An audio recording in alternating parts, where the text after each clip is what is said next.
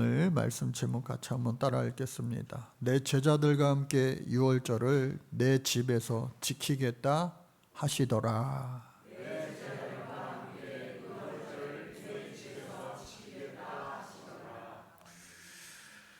우리나라에도 명절이 참 많죠.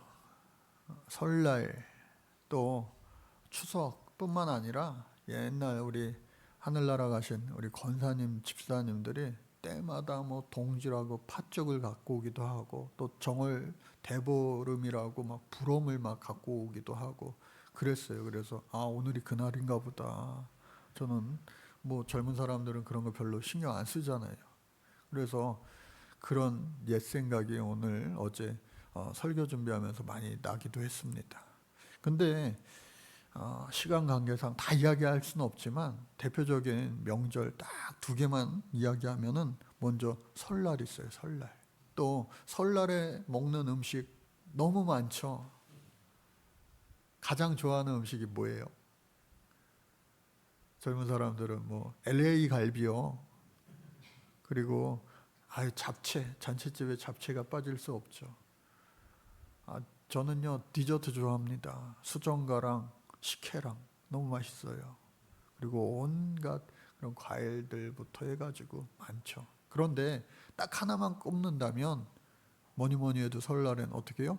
우리 교회에서도 떡국잔치하고 떡만둣국잔치 신정과 구정 이렇게 설날 때 했는데 바로 떡국 아니겠어요? 그래서 떡 한번 보면은 떡이요 신 쌀떡 있습니다. 긴 거. 여러분 우리가 먹기는 잘 먹었지 저게 어떤 의미를 갖고 있는지 아세요? 저게 오래 살아라, 장수해라 라고 하는 그런 의미가 저 떡에 담겨져 있다고 그래요. 그리고 저것을 썰어 가지고 이제 떡국을 해먹죠. 한 살 한 살 한 살 오래 장수해라. 이 엽전처럼 썰은 것도 마찬가지로 그런 의미를 갖고 있고 또 이게 많아지잖아요. 그러니까 여러 가지 풍성해져라, 복 받아라 라고 하는 그런 의미도 담겨져 있다고 그래요. 그래서 우리가 떡국 먹어야 진짜로 한 살 더 먹었다. 그리고 이제 두 그릇 야, 너 두 살 더 먹어. 그런 농담도 주고받기도 하죠. 그리고 이제 시간이 지나서 가을에 추석 명절이 있습니다. 추석 명절에도 먹을 게 많죠. 막 예? 남자들도 요즘엔 전 부치는 시대인데 전도 부치고 막 오고 곡식이 익어가고 막. 그런데 이 송편떡 얼마나 예쁩니까? 근데 가만 보면은 저게 동그라미가 아니라 반달 모양입니다. 반달. 그러니까 추수 때에 더 많은, 지금보다도 더 많은 둥글게 되는 그 풍요를 기원하는 의미가 또 송편떡에 담겨져 있다고 그래요. 그래서 이와 같은 우리나라 명절 가족들이 한데 모여 먹고 마시는, 즐거워하는, 그리고 서로에게 덕담하고 풍요를 기원하는 그런 아름다운 명절이죠. 오늘 성경에 보니까 지난 주일에 마찬가지로 유월절이라고 하는, 그리고 우리 지난 주일 때 제가 설교할 때 여러분들이 이제 한번 들으셔서 다 잘 아시죠. 유월절과 그리고 무교절은 결코 떨어져 있는 그러한 명절이 아니라 유월절은 출애굽 때에, 출애굽 하루 전에 장자의 죽음으로 말미암아 이스라엘 백성들을 전부 다 하나님께서 출애굽할 수 있게 도와주셨어요. 9번씩이나 실패하였지만 출애굽에 바로왕이요, 애굽의 바로왕이 절대 불가하다 허가해 주지 않았어요. 그런데 이번에는 어쩔 수 없이 밤에 모든 집에, 바로왕의 집을 포함하여 모든 집에, 모든 민족, 유대인들, 이스라엘, 그리고 애굽, 그리고 그 외에 모든 사람들, 빈부 귀천, 그리고 지위고하를 막론하고 모든 초태생들을 다 오늘 밤에 하나님께서 쓸어 없애버리겠다라고 하신 거예요. 짐승을 포함해서 사람. 그러니까 그 죽음을 피할 수 있는 유일한 길은 양을 잡아서 양의 피를 문설주에 바르기만 하면 그 죽음이 그 집을 넘어간다. 패스오버. 유월절이 거기로부터 기원되고 시작되었다. 새벽이 가까울수록 아이가 죽은 것을, 첫째 장자가 죽은 것을 발견하면서 여기저기서 불이 켜지고 어떻게 해요? 곡소리가 넘쳐나기 시작하는 거예요. 저기 왕궁, 바로 왕궁까지도. 그러니까 깜짝 놀라서 야, 이러다 안 되겠다. 그 다음에 뭐냐? 다 죽겠다 하면서 어쩔 수 없이 야, 이스라엘 백성들 빨리 내보내, 보내버려! 이렇게 된 거예요. 그래서 야, 마음 바뀌기 전에 빨리 나가자 해서 누룩 없는 빵을 만들어 나갔다 라고 하는 것이 또 유월절에 이어지는 무교절의 기원이 되는 거예요. 그래서 훗날 가나안의 이스라엘 백성들이 정착하고 살 때에 우리 조상들이 그와 같이 출애굽했던 그 사건을, 하나님이 우리에게 베풀어 주셨던 그 은혜를 잊지 말자. 우리도 한동안 잊지 말자 6.25 그러한 구호가 한동안 있었잖아요. 이스라엘 백성들은 지금 수천 년이 지난 지금도 이거를, 명절을 지킵니다. 우리나라 광복절과 같은 거죠. 실제로 예수님 시대에도, 그 일이 있고 나서 아주 많은 시간이 지난 예수님 시대에도 유월절만 되면요, 이스라엘 백성들이 흩어져 여기저기, 우리나라로 치면 팔도강산에 흩어져 있던 사람들이 전부 다 예루살렘 성전이 있는 곳으로 모여들어서 하나님 앞에 감사 예배를 드리는 거예요. 그러니까 이때만 되면요, 정말 발 디딜 틈이 없는 거예요. 발 디딜 틈이 없는 거예요. 옛날 저도 젊었을 때, 학생 때 크리스마스 그런 때가 되면 교회도 막 가고, 또 잠깐 시간 되면 명동에도 한번 가보면요, 인산이네 발 펴가지고요 어디 갈 데가 없어요. 식당도요 2배, 3배, 4배 더 받기도 하고요. 그런데 그러한 때에 예수님께서 출생하셨잖아요. 어디서요? 베들레헴 마구간에서.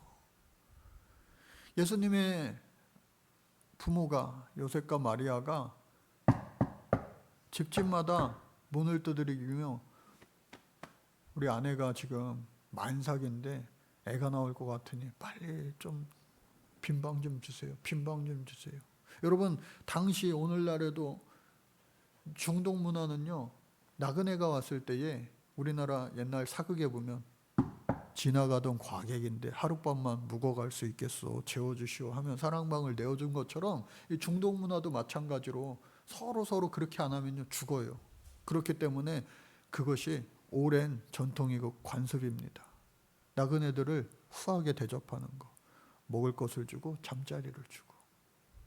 그런데 그러한 문화가 이스라엘 그 도시 문화에도 있었어요. 그런데 너무 사람이 많으니까 주고 싶어도 빈방이 없는 거예요. 그래서 예수님 마구간에서 태어나셨어요. 그런데 오늘 이제 33년이 지난 지금 이때에 명절이 또 다가왔어요. 제자들이 먼저 묻습니다. 막 이렇게 술렁술렁 분위기가 되잖아요. 명절 앞두고 사람들이 들뜨잖아요.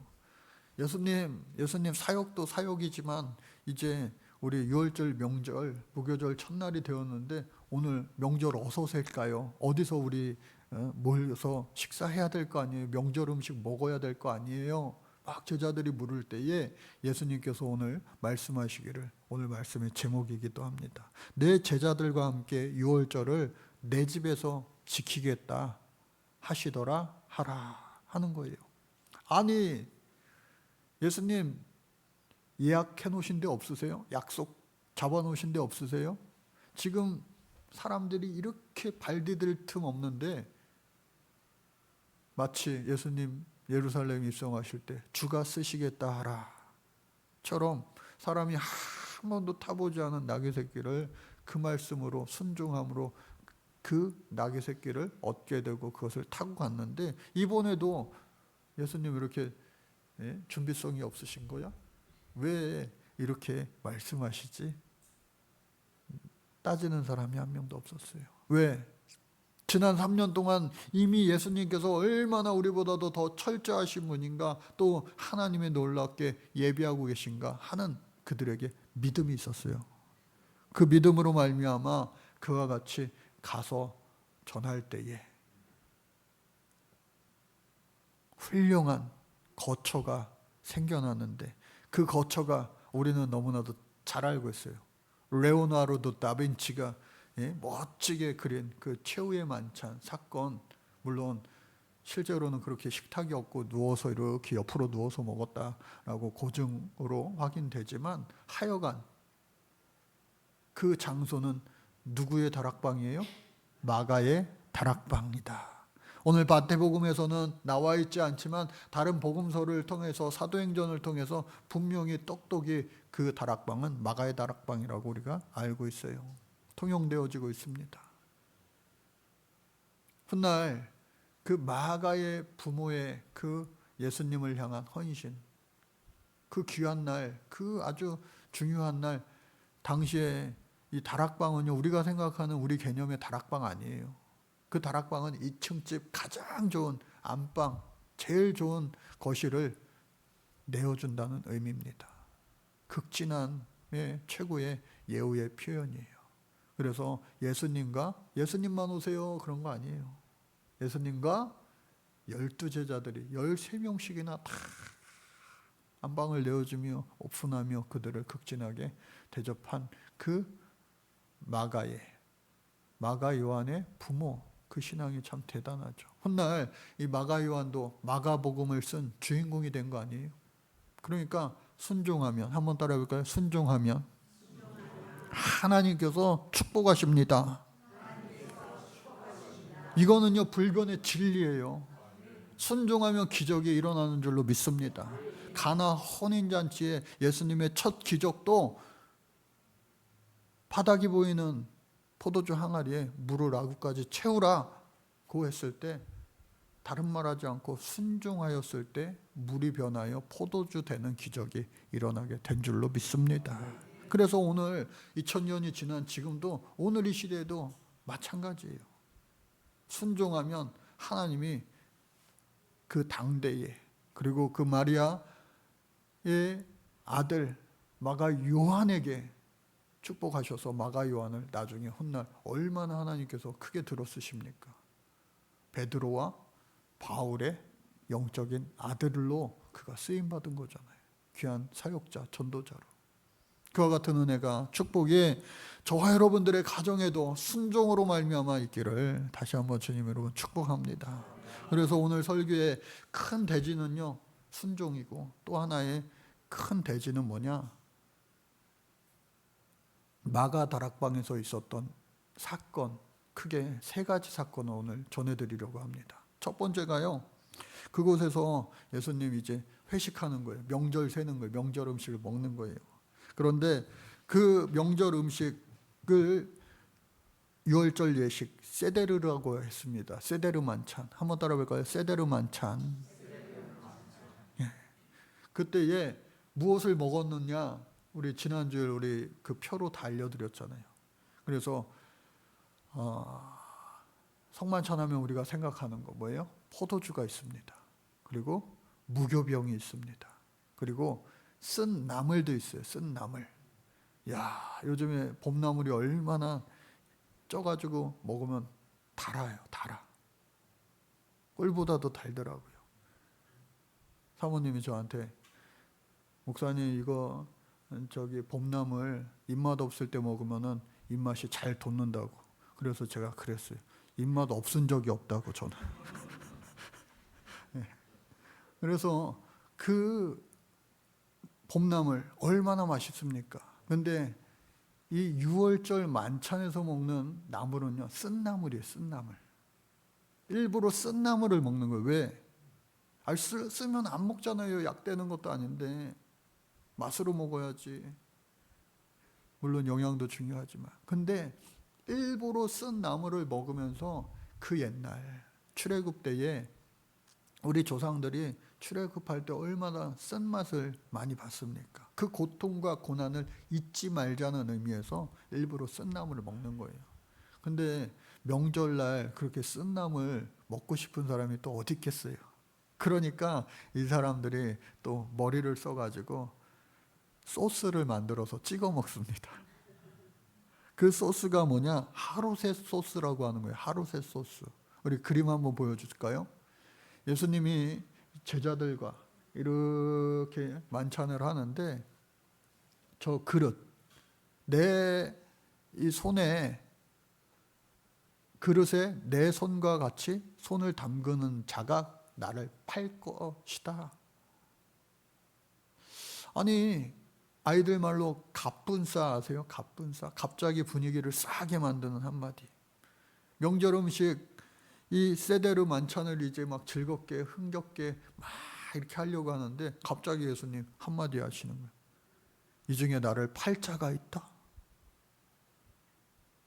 서로 다 나는 아니지요, 나는 아니지요. 전부 다 12명이 나는 아니지요 했어요. 마치 마피아 게임을 하는 것처럼, 또 007방 게임을 하는 것처럼 예수님 이어서 말씀하시기를 뭐라 말씀하시느냐? 저 소스가 무슨 소스냐? 아까 쓴 나물, 그리고 무교병도 누룩 없어 그냥 아무 맛 나지 않는 그 무교병 빵을 어떻게 맛있게 먹느냐?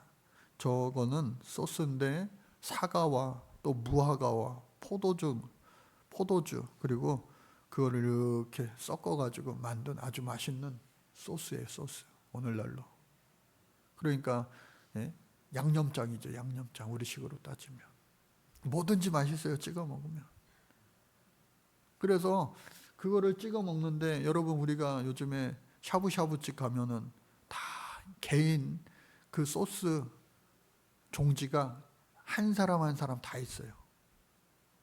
자기 입맛대로. 그리고 위생적으로. 그런데 불과 몇십 년 전만 해도요, 그냥 두세 사람이 한 테이블에 하나씩만 놓고 다 찍어 먹었어요. 요즘에는 간장, 된장도 쌈장도 1인용으로 이렇게 바뀌는 추세인데 아직도 그냥 한 군데다 테이블 하나에다 놓고 그냥 다 같이 고추 찍어 먹는 데 많잖아요. 당시에도 저거를 개인이 하나씩 가진 것이 아니라 저 그릇 하나당 한 서너 명씩은 같이 찍어 먹었어요. 그리고 손으로 음식을 먹는, 그리고 찍어 먹는. 그 예수님께서 분명히 말씀하시는 거예요. 나는 아니지요, 나는 아니요. 누구냐면은 그 그릇에 어떤 것이요? 하루셋 소스 그릇에 나와 같이 손을 같이 넣는 자가 바로 나를 팔 자야 하시면서 뭐라 말씀하세요? 참 안타깝다. 그가 태어나지 않았더라면 좋았을 것을. 여러분, 이게 어제 곰곰이 생각해 보니까 엄청난 저주 이긴 것처럼 들리지만 그게 아니더라고요. 우리가 자식들한테도 때로는 심한 말을 할 때, 아유, 어디서 저런 게 여기 어디서 태어나가지고 이런 게 태어나가지고. 근데 그 부모의 마음은 뭐예요? 그 아이가 잘 됐으면 바라는 마음.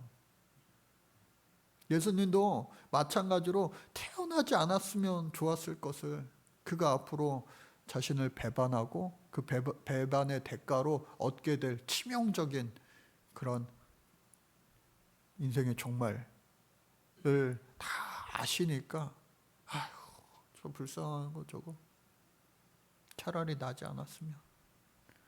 그 말씀이 시편 말씀 41편 9절에 기록되어 있습니다. 우리 같이 한번 읽어볼까요? 시작. 내가 신뢰하여 내 떡을 나눠 먹던 나의 가까운 친구도 나를 대적하며 그의 발꿈치를 들었나이다.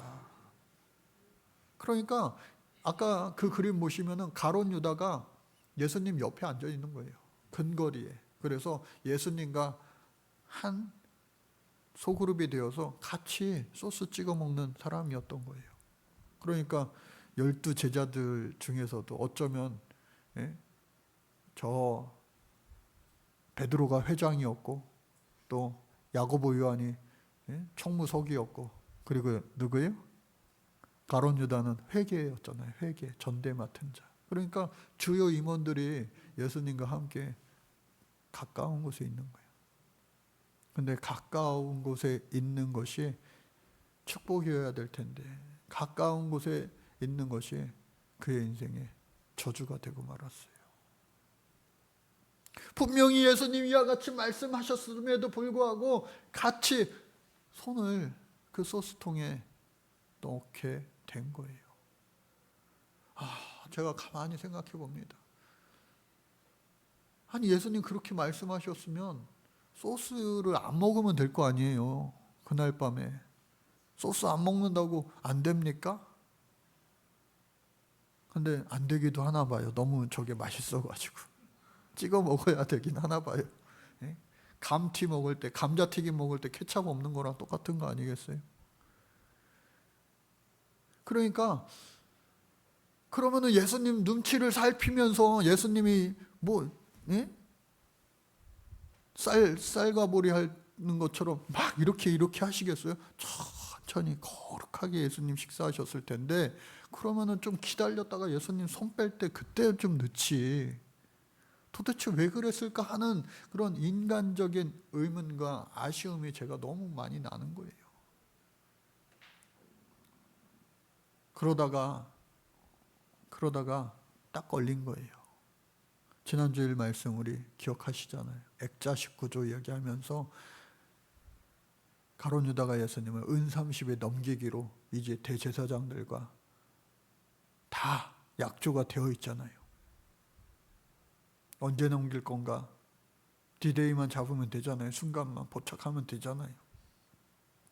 그런 그도 아마 일말의 죄책감이라고 하는 것이, 양심이라고 하는 것이 있었을 거예요, 분명히. 그런데 도둑이 제발 저린다고 딱 걸린 거예요. 딱 걸린 거예요. 같이 카루셋 그 소스통에 손을 넣는 자가 곧 나를 팔 자다 했는데 딱 걸린 거예요.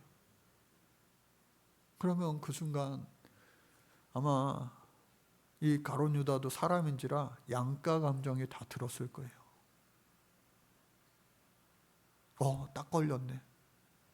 어떡하지? 무릎 꿇고 울며 사죄하며 죄송하다고 회개할까? 네 짐을 하나님 아들 예수 그리스도께 아뢰면 용서해 주지 않을까? 하는 그러한 마음도 있었을 것이고 또 하나는 큰일 났다. 딱 걸렸네. 뭐라고 거짓말하지? 아니야. 표정 관리 잘해. 이 순간에 걸리면 딱 걸리는 거야.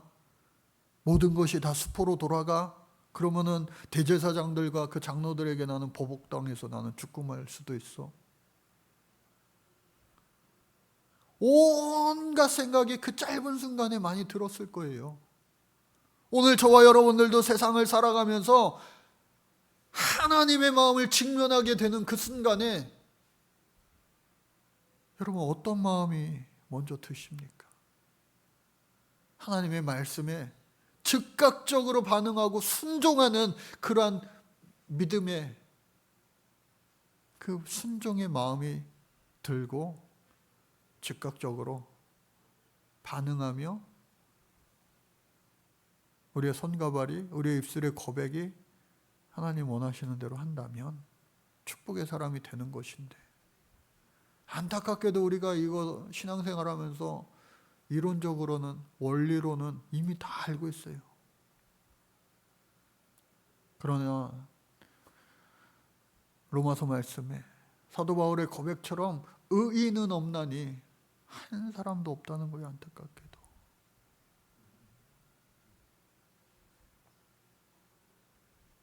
아이들도요. 어느 순간부터 조금 크면요. 자기 잘못을 바로 시인하고 고백하고 용서를 구하는 것보다 변명하기 시작하더라고요. 그냥 잘못했다고 그 한마디 하면 될 것을 때로는 자신의 자존심 때문에, 때로는 그것을 책임져야 되는 그 부담감 때문에, 때로는 자기 자신을 위한 잘못된 포장 때문에, 여러 가지 이유로 그것을 하나님 앞에 올바로 회개할 수 있는 그 기회를, 때를 안타깝게 놓치며 살아갈 때가 분명히 있다라는 거예요. 안타깝게도 이 가룟 유다의 선택은 그 순간 아무렇지도 않게 표정 하나 바꾸지 않고, 왜? 걸리면 안 되니까. 저는 아니지요? 하면서 오늘날 메소드급 연기를 한 거예요. 예수님이 그냥 속아주실 수도 있어요. 근데 그 가룟 유다를 향한 그 예수님의 마음은 얼마나 아팠을까. 차라리 저게 지 엄마 뱃속에서 나지 않았으면 참 좋았을 것을 하는 생각을 하실 정도로, 그 말씀을 하실 정도로 그 가룟 유다도 예수님 사랑하신 거예요.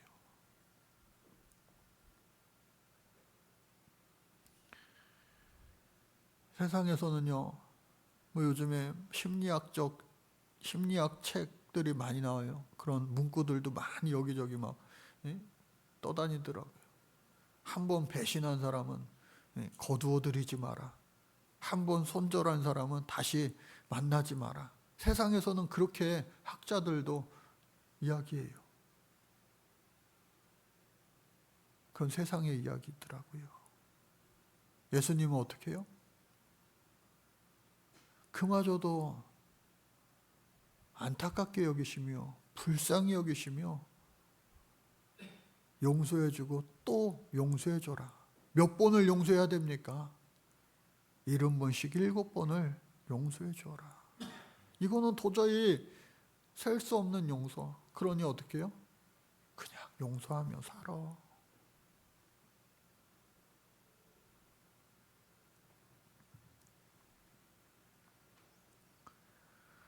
그때에 이 가룟 유다가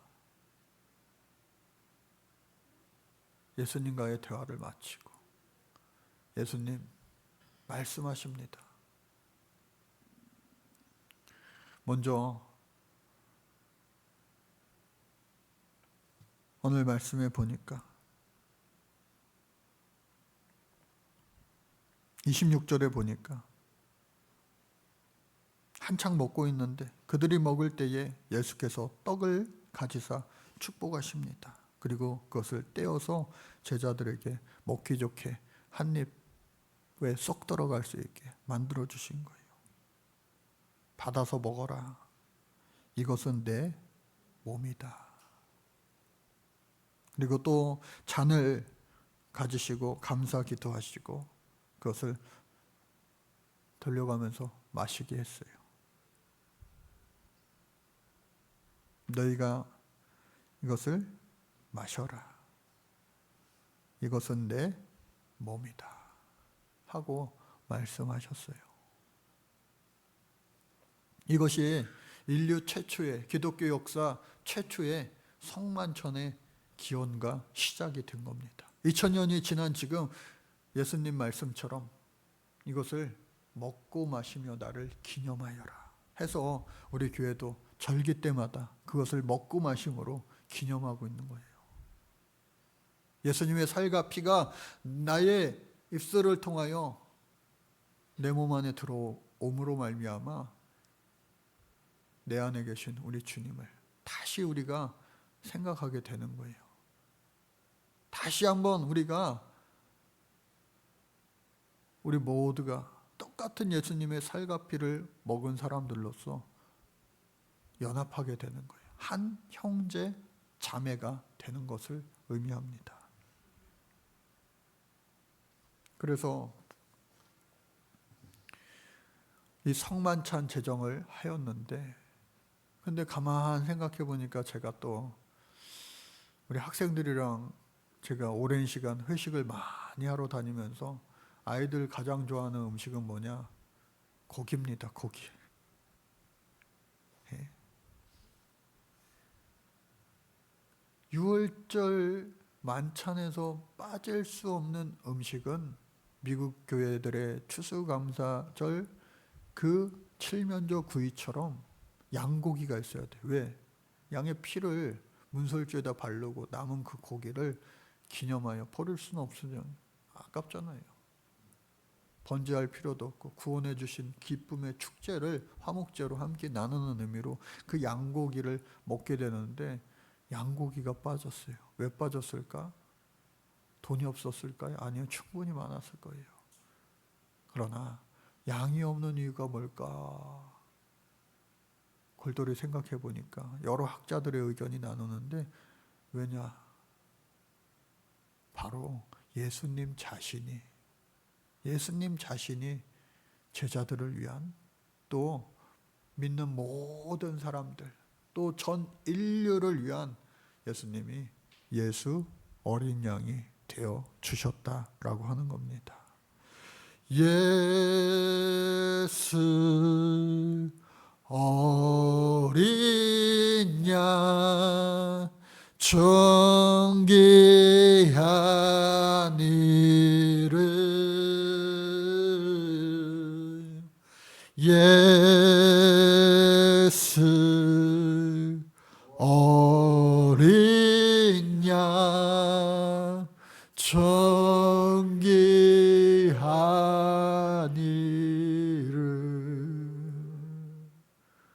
저 여러분들을 위하여 예수님 자신이 스스로 우리를 위한 희생양의 어린 양이 되어 주셨다. 그러니 무교병과 포도주를 나누어 주시면서 이것이 나의 몸이라, 내 살이야, 그리고 이것이 나의 너희를 위한 피야, 예수님 말씀하신 거죠. 예수님의 살과 피로 용서받지 못할, 씻음받지 못할 인간의 어떠한 죄도 존재하지 않습니다. 하나님은 모든 죄를 다 보혈의 피로 믿는 자에게, 구하는 자에게 다 깨끗이 청결하게 씻어주시는 우리 하나님인 줄로 믿습니다. 그리고 나서 예수님께서 그 정화된 그들의 마음과, 또 아직까지도 정화되지 못한 가룟 유다까지도, 또 마태복음에는 기록되어 있지 않지만, 생략되어 있지만, 베드로야, 너 새벽닭 울기 전에 나 3번 부인할 거야. 아닌데요. 아니야. 봐봐. 모든 12 제자들의 발을 씻어주십니다. 이 역시도 마태복음에는 생략되어 있어요. 그러나 우리는 알고 있습니다. 이제 겟세마네 동산에 가서 마지막 기도를 드리시고, 그 가룟 유다, 나와 같이 손을 그릇에 넣었던 그 자가 나에게 키스함으로 내가 붙잡혀 갈 텐데, 그 자의 발을, 모든 제자들의 발을 한 번씩 닦아줍니다. 그리고 내가 없을 때에도 너희도 이와 같이 하라. 주여, 감당할 수 없습니다. 내가 주님 발을 닦아주겠습니다. 아니야. 내가 발 닦지 않는 자는 나와 상관없는 자야. 손을 닦아주세요. 아니야. 목욕한 자에게는 발만 닦으면 돼. 우리의 가장 더러운 치부를 숨기고 싶은 그러한 부분까지도 예수님 친히 찾아와 주셔서 깨끗이 닦아주시는 거예요. 우리의 내면 깊숙한 곳, 숨기고 싶어도 숨길 수 없는 우리의 연약한 모습, 그 그것까지도 깨끗하게 닦아주시는 분, 바로 우리 구주 예수 그리스도입니다. 오늘 우리 주님께서 말씀하시는 거 아니겠어요? 뭐라고 말씀하십니까? 내가 유월절을 내 집에서 지키겠다. 우리의 심령 깊은 곳에 우리 주님께서 문 두들고 계시는 거예요. 내가 너네 집에 가면 안 되겠니? 내가 너의 심령 가운데 거하면 안 되겠니? 우리 교회와 또 우리 모든 가정들, 나의 심령 깊은 곳에 문 두드리고 계시는 우리 주님, 그 주님을 여러분 기쁨으로 맞아들일 수 있는 우리 사랑하는 온 성도님들, 또 사랑하는 우리 자녀들, 그 가정들 모두가 될 수 있기를 간절히 주님의 이름으로 축복합니다. 그때에 놀라운 순종의 축복이 우리에게도 자녀들에게도 반드시 임하게 될 줄로 믿습니다. 하나님 감사합니다. 주님의 은혜로 저희들 살게 하여 주옵소서. 순종으로 주님의 은혜가 더 크게 시작됨을 우리가 맛보게 하여 주옵소서. 예수님의 이름으로 기도드립니다. 아멘. 우리 같이 찬양하시면서